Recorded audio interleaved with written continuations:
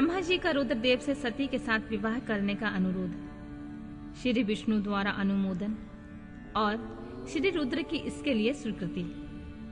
ब्रह्मा जी कहते हैं, श्री विष्णु आदि देवताओं द्वारा की हुई उस स्तुति को सुनकर सबकी उत्पत्ति के हिमभूत भगवान शंकर बड़े प्रसन्न हुए और जोर जोर से हंसने लगे। मुझ ब्रह्मा और विष्णु को अपनी अपनी पत्नियों के साथ आया हुआ देखकर महादेव जी ने हम लोगों से यथोचित वार्तालाप किया और हमारे आगमन का कारण पूछा।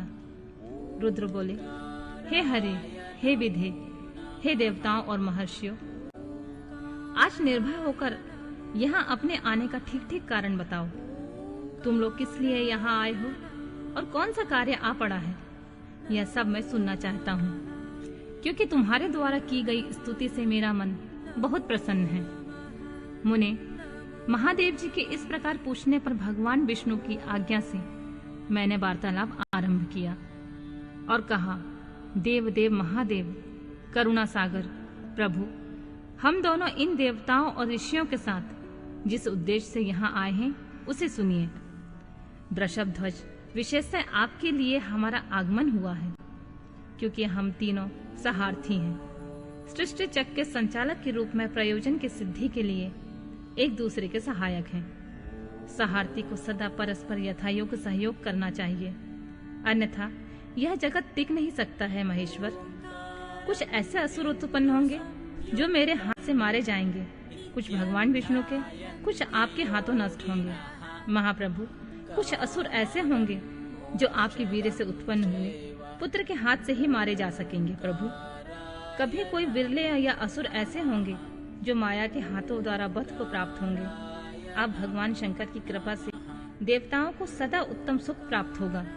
घोर असुरों का विनाश करके आप जगत को सदा स्वास्थ्य एवं अभय प्रदान करेंगे। अथवा यह भी संभव है आपके हाथ से कोई भी असुर न मारे जाए, क्योंकि आप सदा योग युक्त रहते हुए राग द्वेष से रहित हैं तथा एकमात्र दया करने में ही लगे रहते हैं। ईश, यदि वे असुर भी अपराधित हों, आपकी दया से अनुग्रहित होते रहें, तो सृष्टि और पालन का कार्य कैसे चल सकता है।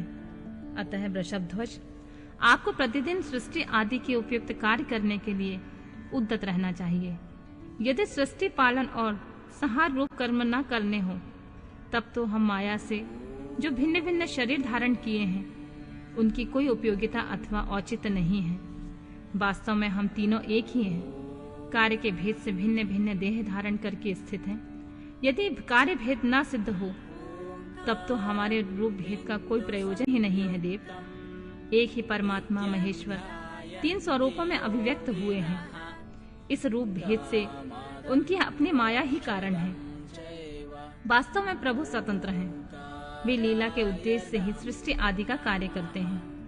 भगवान श्री उनके बाएं अंग से प्रकट हुए, मैं ब्रह्मा उनके दाएं अंग से प्रकट हुआ हूँ, और आप रुद्रदेव उन सदा शिव के हृदय से अभिभूत हुए हैं। अतः आप ही शिव के परिपूर्ण रूप हैं। प्रभु, इस प्रकार अभिन्न रूप होते हुए भी हम तीनों रूपों में प्रकट हैं। सनातन देव, हम तीनों उन्हीं भगवान सदाशिव और शिवा के पुत्र हैं। इस यथार्थ तत्व का आप हृदय से अनुभव कीजिए।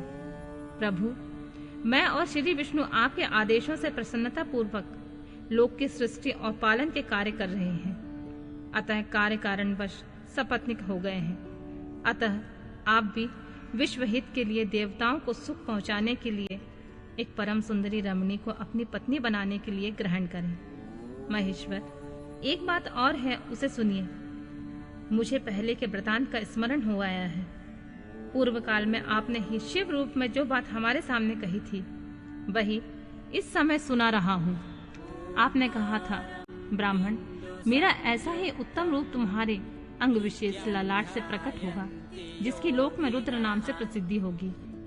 तुम ब्रह्मा सृष्टि करता हो गए, श्री हरि जगत का पालन करते हुए, और मैं सगुण रुद्र रूप होकर संहार करने वाला होऊंगा। एक स्त्री के साथ विवाह करके लोक के उत्तम कार्य की सिद्धि करूंगा। अपनी कही हुई इस बात को याद करके आप अपनी ही पूर्व प्रतिज्ञा को पूर्ण कीजिए। स्वामी, आपका यह आदेश है कि मैं सृष्टि करूं, श्री हरि पालन करें, और आप स्वयं संहार के हेतु बनकर प्रकट हो। सो आप साक्षात शिव ही संहारकर्ता के रूप में प्रकट हुए हैं। आपके बिना हम दोनों अपना अपना कार्य करने में समर्थ नहीं हैं। अतएव आप ऐसी कामनी को स्वीकार करें जो लोकहित के कार्य में तत्पर रहे। शंभु जैसे लक्ष्मी भगवान विष्णु की और सावित्री मेरी सहधर्मिणी है, उसी प्रकार आप अपनी जीवन सहचरी प्राण वल्लभा को ग्रहण कीजिए। मेरी यह बात सुनकर लोकेश्वर महादेव जी के मुख पर मुस्कुराहट दौड़ गई। वे श्री हरि के सामने मुझसे इस प्रकार बोले, ब्राह्मण, हरे, तुम दोनों मुझे सदा ही अत्यंत प्रिय हो। तुम दोनों को देखकर मुझे बड़ा आनंद मिलता है। तुम लोग समस्त देवताओं में श्रेष्ठ तथा त्रिलोकी के स्वामी हो। लोकहित के कार्य से मन लगाए रखने वाले तुम दोनों का वचन मेरी दृष्टि से अत्यंत गौरवपूर्ण है। किंतु सुरश्रेष्ठ गण, मेरे लिए विवाह करना उचित नहीं होगा, क्योंकि मैं तपस्या में संलग्न रहकर सदा संसार से विरक्त रहता हूँ और योगी के रूप में मेरी प्रसिद्धि है, जो निवृत्ति में सुंदर मार्ग पर स्थित है। अपनी आत्मा में ही स्मरण करता आनंद मानता हूँ। निरंजन है, जिसका शरीर अवभूत हो, जो ज्ञानी, आत्मदर्शी और कामनाओं से शून्य है, जिसके मन में कोई विकार नहीं है, जो भोगों से दूर रहता है तथा जो सदा अपवित्र और अमंगल वेशधारी है। उस संसार से कामने से क्या प्रयोजन है? यह इस समय मुझे बताओ तो सही। मुझे और सदा केवल योग में लगे रहने पर भी आनंद आता है। ज्ञानहीन पुरुष ही यह ज्ञान को छोड़कर भोग को अधिक महत्व देता है। संसार में विवाह करना पराये बंधन में बंधना है। इससे बहुत बड़ा बंधन समझना चाहिए। इसलिए मैं सत्य सत्य कहता हूँ, विवाह के लिए मेरे मन में थोड़ी सी भी अभिरुचि नहीं है। आत्मा ही अपना उत्तम अर्थ अथवा स्वार्थ है। उसका भली भांति चिंतन करने के कारण मेरी लौकिक स्वार्थ में प्रवृत्ति नहीं है, तथा फिर जगत के हित के लिए तुमने जो कहा है उसे करूंगा। तुम्हारे वचन को गरिष्ठ मानकर अथवा अपनी कही हुई बात को पूर्ण करने के लिए मैं अवश्य विवाह करूंगा, क्योंकि मैं सदा भक्तों के वश में रहता हूँ। परंतु मैं जैसी नारी को प्रिय पत्नी के रूप में ग्रहण करूंगा, जैसी शर्त के साथ करूंगा, उसे सुनो। हरे ब्राह्मण, मैं जो कुछ कहता हूँ वह सर्वथा उचित है। जो नारी मेरे तेज को विभाग पूर्वक ग्रहण कर सके, जियोगिनी तथा इच्छानुसार रूप धारण करने वाली हो, उसी को तुम पत्नी बनाने के लिए मुझे बताओ। जब मैं योग में तत्पर रहूं, तब उसे भी योगिनी बनकर रहना होगा। तब मैं काम सक्त हूँ, तब उसे कामनी के रूप में मेरे पास रहना होगा।